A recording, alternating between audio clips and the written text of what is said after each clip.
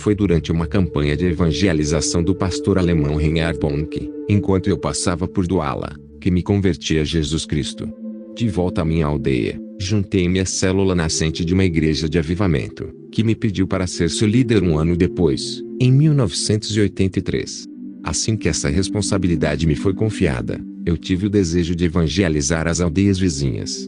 Após um jejum de vários dias e longas orações, nossa célula mudou-se para a vila de Quebon, para pregar o evangelho ali.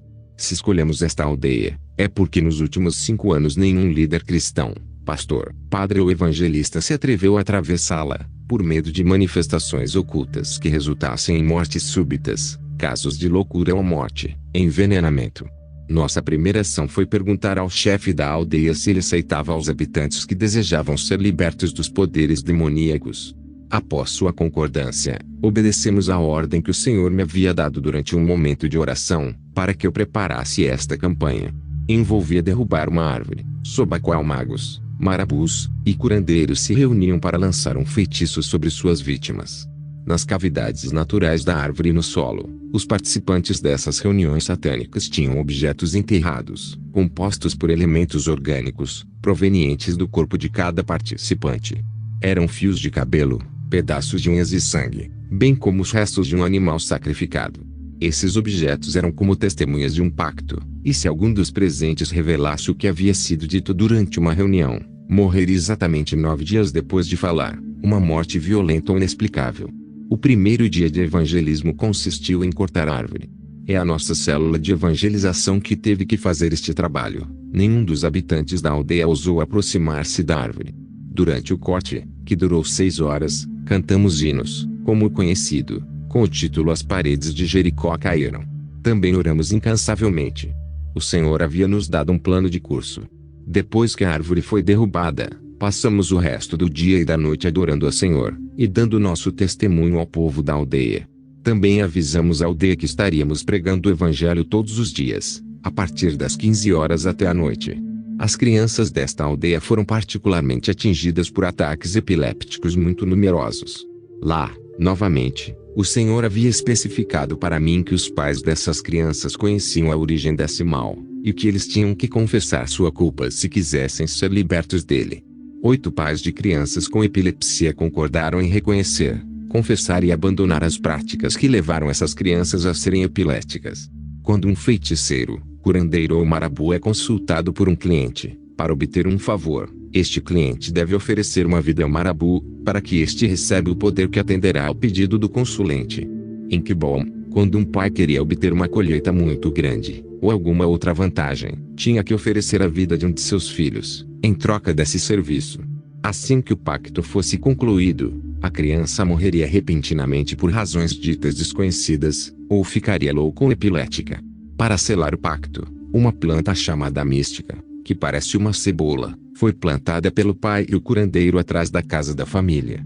A meu pedido, os 8 padres mencionados concordaram em trazer suas plantas místicas, e nós as queimamos imediatamente. No momento da oração de libertação que dirigi a Deus, na presença de toda a aldeia, todas as crianças epilépticas caíram aos gritos. Os filhos dos 8 pais que confessaram seu pecado e queimaram suas plantas estavam mais inquietos e gritando mais alto do que os outros. No entanto, depois de um tempo a calma voltou, e pude me retirar para a reclusão com as crianças e famílias que haviam rompido sua aliança com as forças ocultas. Foi então que, durante uma nova oração, ocorreu a verdadeira libertação. Foi em 1984, há mais de 10 anos, que nenhuma das crianças com epilepsia que deram à luz recaiu. Sua libertação foi total e final. Os pais das crianças entregues se converteram a Jesus Cristo, e agora existe uma igreja de avivamento nesta vila. Por outro lado, aqueles que não renunciaram a essas práticas, e são muitas, não foram libertados. Este testemunho seria, sem dúvida, menos convincente, tão surpreendentemente parece, se um novo elemento não viesse para confirmá-lo. Desde fevereiro passado, o Dr. Pierre Andrzejewski, o médico operador, responsável pelo dispensário de Q, e os médicos dos ramos que dele dependem, um cristão muito comprometido com a sua esposa Marilena, vinda da Igreja de Cristo na França, observou sem poder explicar que os muitos casos de epilepsia entre as crianças do vilarejo de Quiberon pareciam ter uma origem oculta, como causa raiz. O testemunho de Bernard Mokong acaba de confirmar isso para ele. As alianças com o diabo existem, não apenas na África, mas também na Europa, onde, sob o pretexto da ciência ou de novos experimentos, mais e mais pessoas caem nessa armadilha.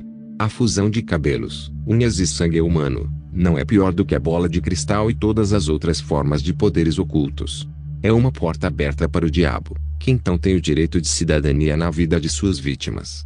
Cabelo, sangue, pedra ou madeira não mudam de natureza, mas são todos poleiros sobre os quais os demônios podem descansar antes de vir morar nas pessoas que as fez.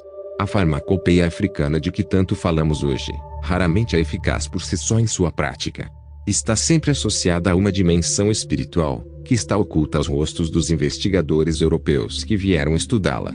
Certas plantas curam por causa dos ingredientes ativos que contêm, certamente, mas quantas outras têm apenas um efeito.